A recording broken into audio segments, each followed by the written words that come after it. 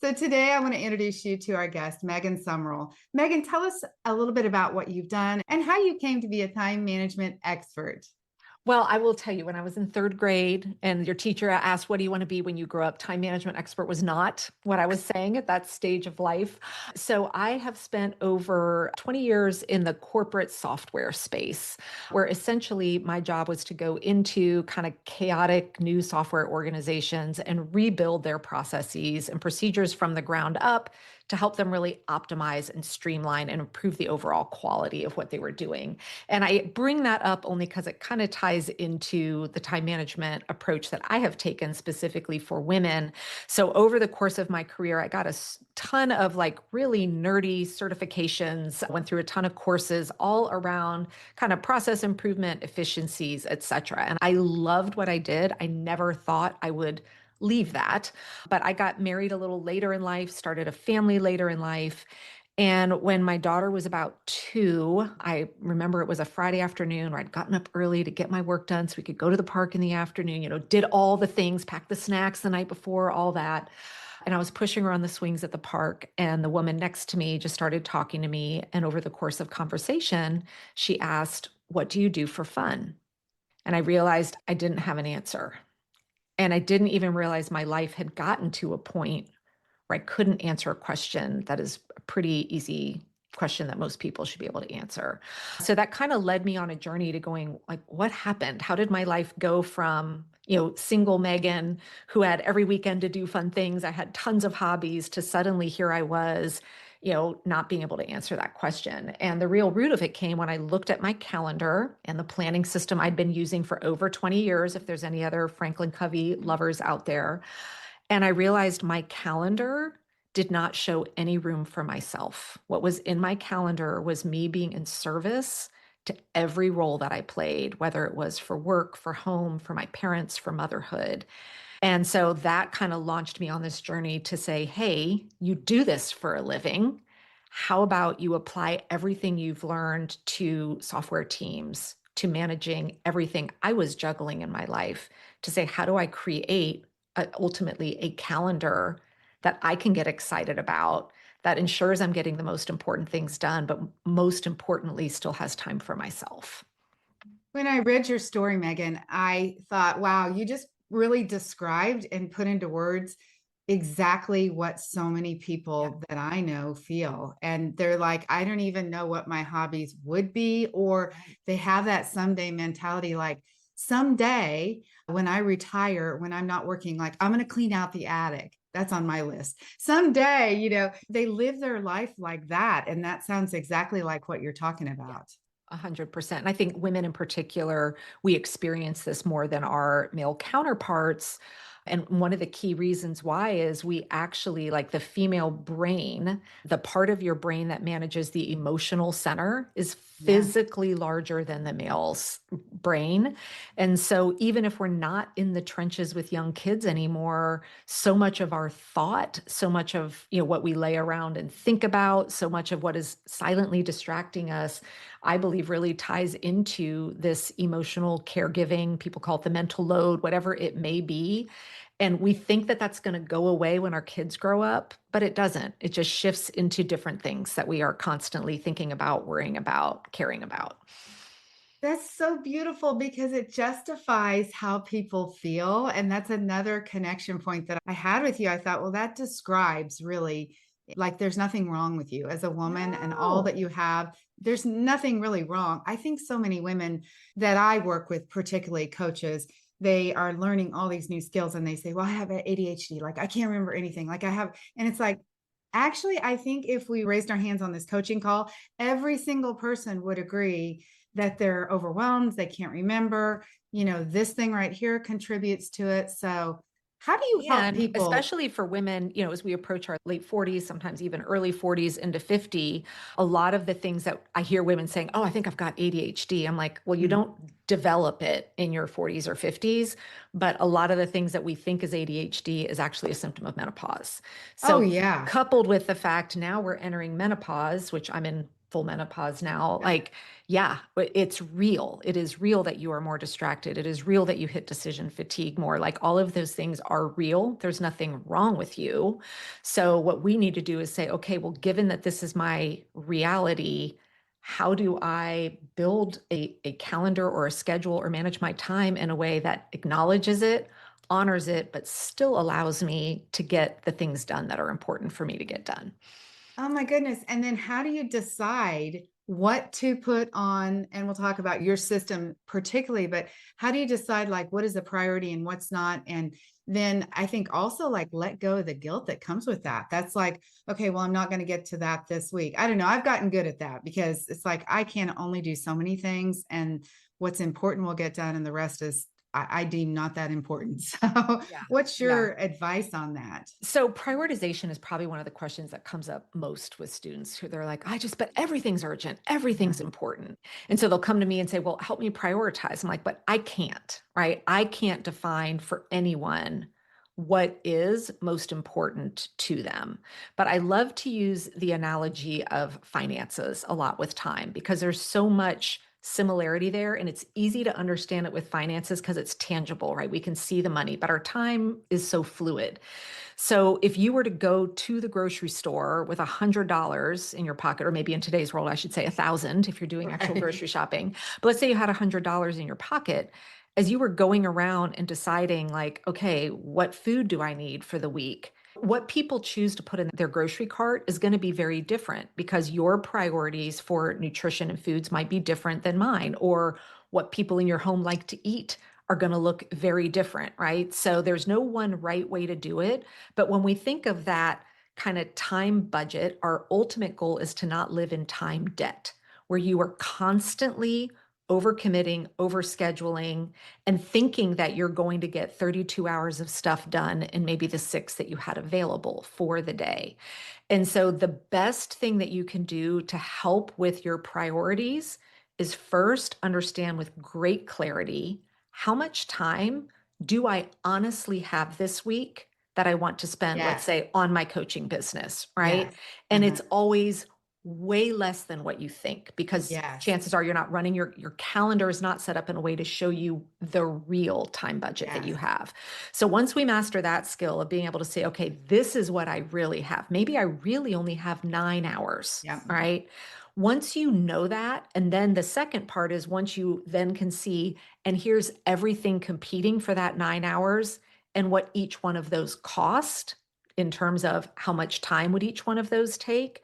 Once you can see that, the act of prioritizing suddenly looks very different, right? Just as you're walking through a grocery store, if you know you have $100 and you're seeing the price tag of everything, it's going to make it a lot easier for you to prioritize what's going in your cart versus just going, well, this sounds good. And let's just see how much it costs when I get to the register and see if I have enough money, right? None of us would want to be in that situation. So the art of prioritizing is going to be very specific to each person because what's important to you might be different than what's important to me, or the platform you've chosen to promote your business on might be a different platform that I'm focusing on growing my business on. But when we understand, here's your budget and here's the cost of everything competing for that time, it allows us to prioritize better and then not have that guilt, right? I'm not going to feel guilty about not doing something that is physically impossible for me to do because I simply don't have the time to do it.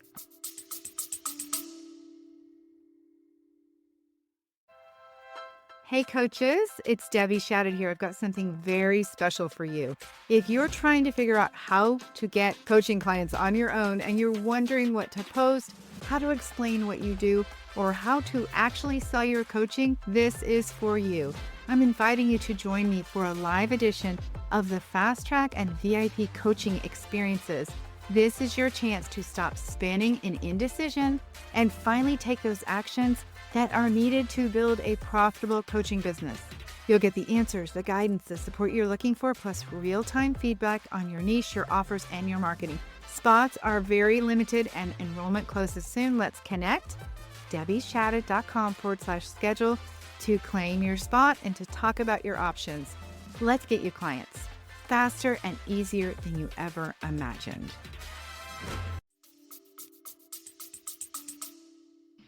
So the other thing that I find when I talk to coaches about their schedule, like, is first of all, let's actually audit and see what you're actually doing with your time, because things like our coaching calls, somehow they don't count. Or like the time that they're watching, let's say, learning how to use Canva, they're not actually counting that time. And I'm like, no, wait a minute. If you do That's have 9 business hours time.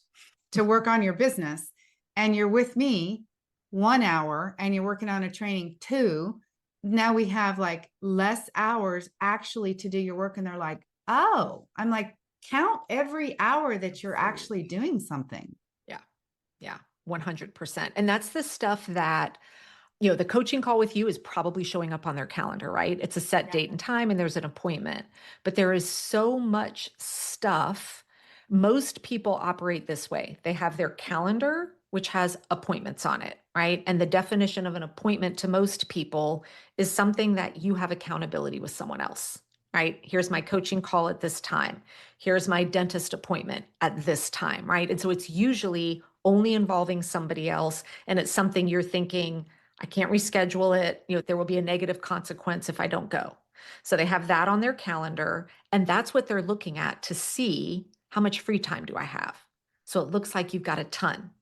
Then separately somewhere else, they've got some ridiculously long list, their task list or their to-do list.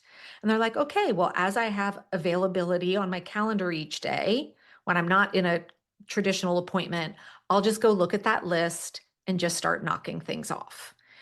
And this is what leads to perpetual overwhelm, overcommitment, underestimating, because every single time you have availability on your calendar, not only are you looking at the list, but a million other distractions are coming in. The thing that popped up this morning, oh yeah, there's stuff you're spending time on that doesn't show up on your list. I got to go check my email. I'm going to go do some research. I'm going to go watch the next video in the course that I'm taking. So they don't have a realistic view of where the bulk of their time is going. And then this to-do list isn't prioritized. You've put no thought to how long these things are supposed to take. Yes. So you're stuck in what I call this just-in-time living. Every minute of every day is, okay, what's next? What's next? Which creates anxiety, it creates overwhelm, and it creates massive decision fatigue by about noon every day, because you're constantly asking yourself, what's next? And then making a really hard decision, which is why so many people by like 1 or 2 in the afternoon, they're tapped out. It's not because they've been super creative or working really hard. They've hit decision fatigue because they've been making micro decisions all day long about how they're spending their time. So one of the things that I think is unique about our coaching, and it fits what you're talking about, is I say to people, I will tell you what to do. If there's ever a moment when you're not sure and you have 2 hours and you're spinning around, reach out to us. I will tell you based on where you are what to do, because they can't decide, like, what should I do? And then they just walk out of their office and they do nothing. Or they spiral into the thing that maybe is fun, but is not revenue producing or growing their business or anything like that. And so we end up in almost like research paralysis. Let me just research it for another 2 hours, or let me get on social media to get inspiration for content I want to create. And that's never going to be a good use of time. Yeah. One more thing I'll just point out that I am always on to clients about is putting the correct amount of time on your calendar for something. I was guilty of this. I would say, like, I blocked out everything, write your weekly email. Okay. All that stuff. But I never put enough time. Like writing an email, you're like, well, that takes 10 minutes. Okay. And I would block off 30 minutes. No, it doesn't take that much time for you and I today. Okay. But it takes, the time to write it, to review it, to put it in Flowdesk, to double check it, to send it to yourself, to check the link. I mean, for people that are new coaches, it might take 2 hours to do one short email. How do you help people manage that? What's the time audit process that you recommend? There's a couple strategies here. And I think first, it's important to understand there's ultimately, especially when you're building a business, there's 2 types of tasks that you're going to be doing. It's either one that I call a recurring task, the thing that you've decided, I am going to do this on a consistent cadence because I believe it's going to help grow my business. So maybe writing your newsletter for the week or planning your social media content, right? Those things that are rinse and repeat for business. versus your project or your one-time tasks, right? So, some things that are one-time tasks might be, all right, I need to learn Canva and build my templates. Once they're there, it's done. This is not something you're doing on rinse and repeat. Yeah. So with the recurring tasks, and it sounds so obvious, but nobody does it. When you're doing them for the first time, you've got to time yourself. You need to honestly track how long does it take. And then I have people create their list of these are my recurring tasks, and we divide them into it's something you're either doing daily, weekly, or monthly. And so if you're sitting down for the first time, you're like, okay, I'm going to do my newsletter. You actually look at what time am I starting this? And then when was it done? And maybe it's in your mind, you're like, I'm going to knock that out in 15 minutes. And by the Yeah. time you're done, you're like, you know what? That actually took 45. Yeah. Well, then next to writing your newsletter, you're going to write down 45 minutes. So then next week, when you're creating your plan for the week, and you're like, okay, what day am I going to work on that newsletter? You're actually going to block off and create an appointment with yourself called Write Newsletter, and you're going to plan it to take 45 minutes. Now, over time, if you start to notice it's taking me less than what I'm planning, right? Because maybe you start to get some good muscle memory or find different ways of making it go quicker. Well, then you can go in and update. But I'd much rather you have more time protected for it and not need it than not have enough. But most people never take the time to actually like time themselves to see how long it takes. And then we go by gut, and our gut is always going to tell us it takes less time. So I even today, like you, I have a podcast. In my head, I'm like, well, my podcast episodes are always 30 minutes or less. So what do I instinctively want to block off on my calendar for a podcast? 30 minutes. Yeah. Guess what? Heck We're no. going to be here longer than that. Right. I mean, there's the research, there's the, getting the script in place, then there's the recording the intro, then all of a sudden the dog barked and you have to stop. Like, I know that I really need to plan however long the episode is. I got to plan for double that amount of time. So on my little checklist, it has, podcast, block an hour. And maybe it's done less, but now I know I'm never going to be stuck trying to play catch up because I've written down how long these things take. And especially with those recurring ones, over time with a business, it's important for you to know how much of your time is already spoken for at the start of the week with the consistent stuff that you want or need to do to keep your business going, so that then you can say, okay, then how much time do I really have available for that project work or the new thing that I'm working on, so that you are planning your time accordingly and you're being realistic with yourself. Megan, I even have a pricing formula that I help people with. And I say, once we figure out how many hours you have available for your entire work, that's like time with me, time learning, time doing, time coaching, consultations, all that. And also, how many weeks of vacation are you going to take? Like, look at the whole thing holistically and see how many hours you're going to work, how many weeks you're going to be off.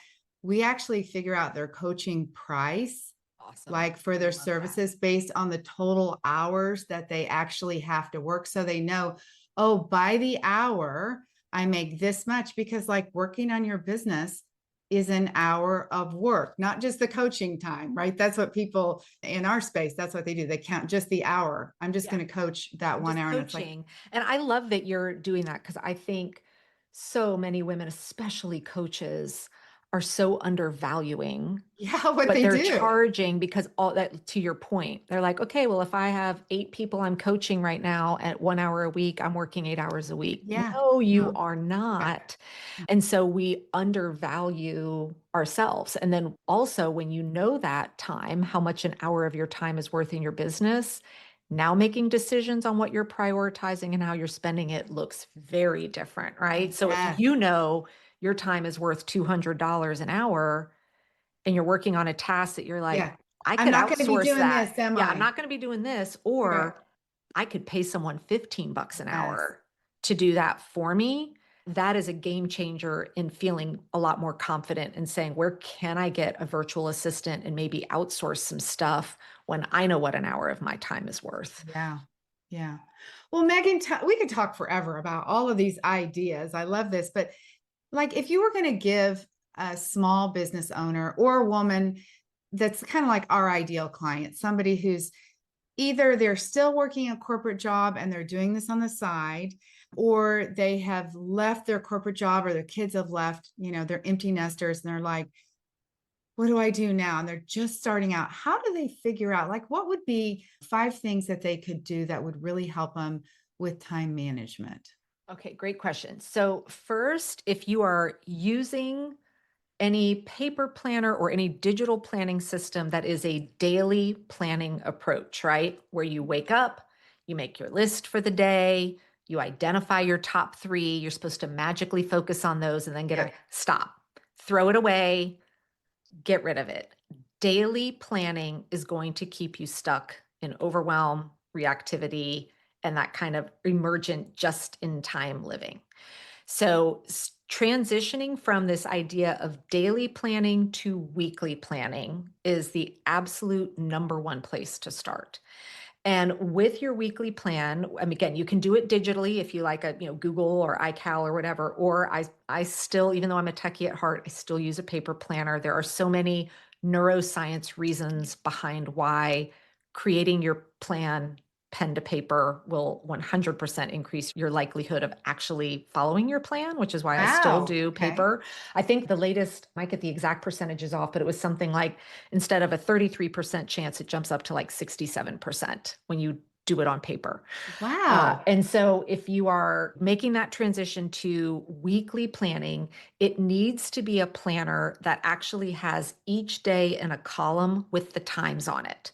Because a lot of people say, oh, I'm weekly planning. I'm like, show me your planner. And it's one of those where it's just an empty rectangle for each day. And I'm like, all you're doing is writing a to-do list. Yeah. And a task list is not a plan. So start to embrace this idea of, okay, I'm going to be looking at 7 days at a time. And you can decide when you do it, right? You may be in a season of life where you plan, Wednesday to Tuesday or Monday, like there's no right window of time. Now, once you get your planner, is the second part is starting to learn to create appointments with yourself, right? Instead of I've got the appointments on my calendar for my coaching time or my taking care of my parents or my grandkids or whatever, you're going to put all that in there. But now the first place to start is look at that recurring stuff that you need to do for your business every week, right? That list of recurring tasks, and you're going to learn how long those take. And then you're going to look at the realities of your week and decide for yourself when, meaning what day and at what time, am I going to work on these things? And you're actually going to create the appointment in your calendar with yourself with the specificity of that. And I like to start people with just that, your current commitments, obligations to other, and then what are those recurring things? Because just learning how to put that into your calendar, and I code them different colors, already starts to create incredible awareness of, oh, here's how much time I actually have. And once you master just those 2, then we move on to what I call my basic weekly planning process, which is 5 steps, and then eventually the advanced one, which is 10 steps. Most people freak out when they hear that. They're like, I'm already overwhelmed. 10 steps. I do it in 15 minutes or less every weekend for the upcoming week. Because once you get those planning inputs, the list of recurring tasks, your prioritized list of projects that you're working on, right? Once all that is built and centralized, then it just becomes, it's almost like a puzzle each week of going, okay, how am I moving these things around? Where am I placing this stuff? Because I think one of the biggest traps we fall in that unfortunately a lot of productivity experts teach, which it's always men, is this concept of creating the perfect week, they call it, where you build a schedule for yourself that looks the same week after week after week. So every Monday from 9 to 11, you're doing this. Then from 11 to 12, you're doing. And so they're always coaching you to build this perfect ideal week that you rinse and repeat. Outside of maybe a corporate setting, I don't know many women where they could afford the luxury to do that. My Monday, this Monday, will look nothing like next Monday. Maybe I'm taking a parent to a doctor's appointment. Maybe it's my day to have the grandkids. Maybe it's, a school play for my daughter or my grandchild that I'm wanting to go to.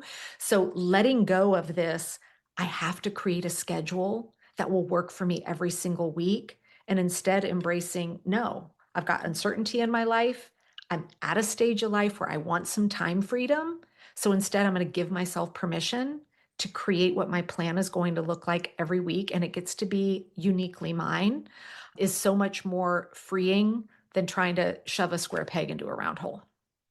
So this is not about scheduling like from 8 in the morning until 8 at night because you're saying people are going to just individually decide like, Burn okay, out. I want to schedule my laundry on Tuesday from 2 to 4. If you Some want people, to, yeah. yeah, some people aren't going to do that because they'll do the laundry whenever, Yeah, like I don't put laundry time on my Yeah, calendar, just right, kind of because I'm at home. It just kind of fits in when it fits in. right. And no, I do not have every minute of my calendar blocked. There's a lot of white space on there. But white space is my definition of true white space, meaning when I have an open afternoon, it means I get to do whatever I want guilt free Yeah. and stress free because my plan for the week is showing me how the things that I said really needed to get done is showing me how that's happening. So, it's Tuesday here. Well, yesterday afternoon, I had a completely open afternoon because we're summer break. I still have a daughter at home. And so we were on a day where it was going to be our afternoon to do whatever we felt like doing. Well, she wanted to go to the pool for the afternoon. I didn't bring a laptop. I didn't bring work. And while we were there, I wasn't stressing out about what wasn't getting done because before we left, of course, I get a little anxious, like, oh God, it's Monday, right? Well, I just went and looked at my plan for the week and I was like, no, Megan, you've got everything in your calendar that you've said was important this week. You can see the plan for doing it. Let it go and go be fully present, guilt-free, stress-free. And this is what planning gives us. That's why I say structure creates freedom. The plan isn't there to force you into a robotic lifestyle. It's to allow you to live your life fully in the moment of whatever you're doing without the stress or overwhelm of not knowing how everything's going to get done. Okay, so I have to ask the wild card question about AI. Maybe your clients are asking you the same thing. Where would AI fit in? Because of course we all see the same stuff on Instagram or whatever, like this prompt will tell you, which I haven't tried any of it, but I'm just curious, since this is your business, where does AI fit into this? Yeah, so I am a huge AI fan when it's done right. Now, I will say I get contacted a lot by people that have built AI planning, like calendaring software to have me test it. I've tested a lot of AI planning tools. So there's different types of AI. If you're using a tool or a piece of software that's powered by AI that is making decisions for you and you haven't programmed it what your rules are, Yeah. you probably aren't going to like it. And that's a problem with all these planning tools is you're inputting everything competing for your time. It's looking at your calendar and it's prioritizing for you. It's making decisions, like it's making all these decisions that aren't right. So I have yet to find a tool to support you in building your plan for the week that I would say to use. Now, that said, leveraging large language models such as ChatGPT or Claude, those are kind of the two bigger ones that a lot of people are using. When you know how to use them the right way, meaning you know how to prompt it correctly and or you know how to build your own custom projects with them, I firmly believe if you're running a business, those who are embracing it are going to get farther a lot faster than those who aren't. So, yeah, I think if you're in business and you are especially doing rinse and repeat things, or you're creating documentation or content, embracing AI and learning how to use it the right way, where you are programming it with your information and then you know how to query it the right way, I think it's a must have. I've been investing a lot of time in learning it myself. And I only work 20 to 25 hours a week, and we run a 7-figure business here.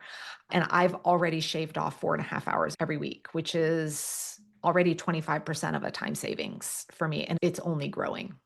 So fantastic. Okay, tell me what people would do to work with you, how they would connect with you.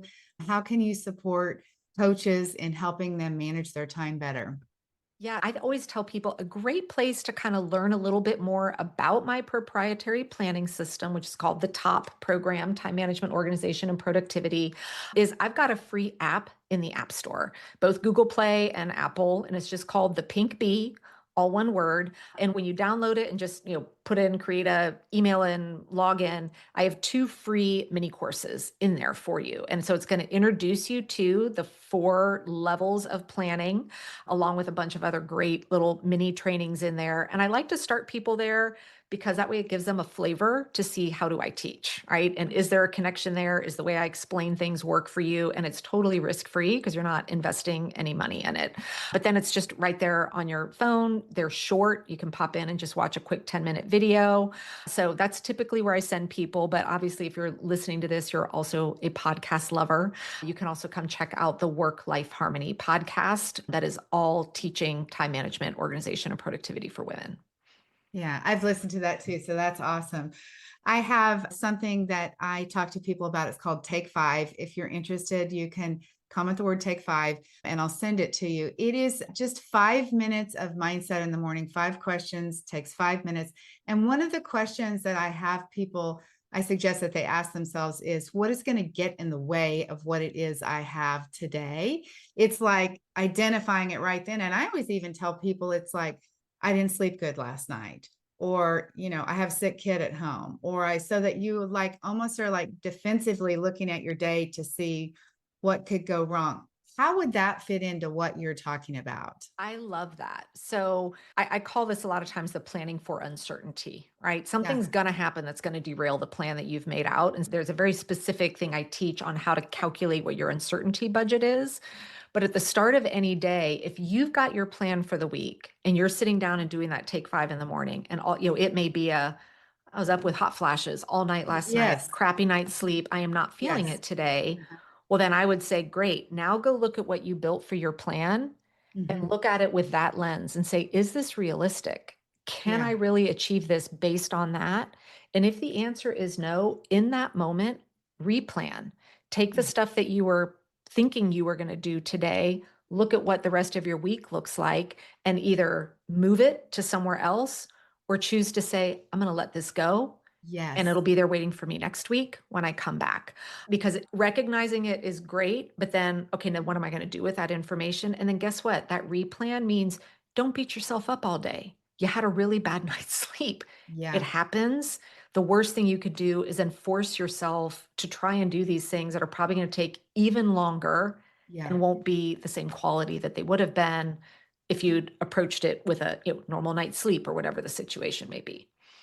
And I find that sometimes when I look at my calendar like that, probably not as much today, because I think I've gotten pretty good at time management too, but I used to look at my calendar and I'd feel overwhelmed and I would say, wait a minute, what on this calendar is even like nonsense that I could just totally take off? That's interesting. When you have a week like that and you look at your calendar, it's planned and you're like, wait a minute. So often we put things on there we don't even like have to do. They aren't even that important. This is why I love the task list is not a plan, by the actual writing in your calendar when you're doing it.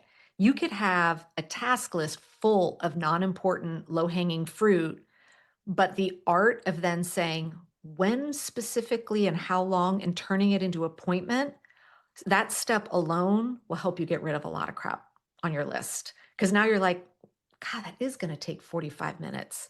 Do I really need to be doing that this week? Whereas otherwise, you just leave it on that task list and then rewrite it the next day. And you just keep carrying it over day after day after day because you keep doing that. Oh, well, I'll get to that later. I'll get to that later. Whereas if you're looking at it at how long does this take? And here's everything else I'm doing, that can be a step to really help you guilt-free. Just let go of some stuff. So good. Okay, here's my advice. Take what Megan's told us and also take what I mentioned to you about what your earnings per hour are. Put those 2 things together. And I'm going to bet that your plan for next week will be a lot better when you think about those 2 things together. So, Megan, anything else you want to talk about before we wrap things up? I think a message that women just really need to hear today, and especially if you're listening to this and you are transitioning out of maybe a corporate job into something else, we live in an environment where subtly our worth seems to be dictated by our productivity, right? We get all those messages where the more you do, the more worthy you are. The harder you work, the more external success you have, the more worthy you are. And I see women who are transitioning into a season of life where maybe they're leaving a corporate thing behind and they're really struggling with their sense of purpose and self-worth. And so the way we compensate for that is by overscheduling and overcommitting. Because if I'm in motion, then I must be being productive, therefore I am worthy. And so I just think it's really important for women in particular to really embrace and know and believe that your worth is not connected to somebody else's perception of your productivity, period. You get to define how you spend your time and what it looks like. And that has zero correlation to your worthiness. Oh, geez, I feel like I need to say amen. That's so good. Yeah. And you get to decide how you want to do your day. So yesterday I played with my grandkids in the afternoon because they were here. And then I worked last night late because that's the way I decided to do my day. So much freedom in that. Thank you so much for giving me your precious time and for sharing your insights. My pleasure. Okay, the Pink Bee. Go over and get on that app and get those, you said 2 free courses, which is so generous. Thank you so much for that. For everybody else, you can comment the word Take 5 wherever you're listening, and we'll send you our quick little mindset work that you can do every day. And I think combined with what you're talking about, it would be awesome. So you guys go have a beautiful day. And thank you so much, Megan. I appreciate you. Oh, thank you.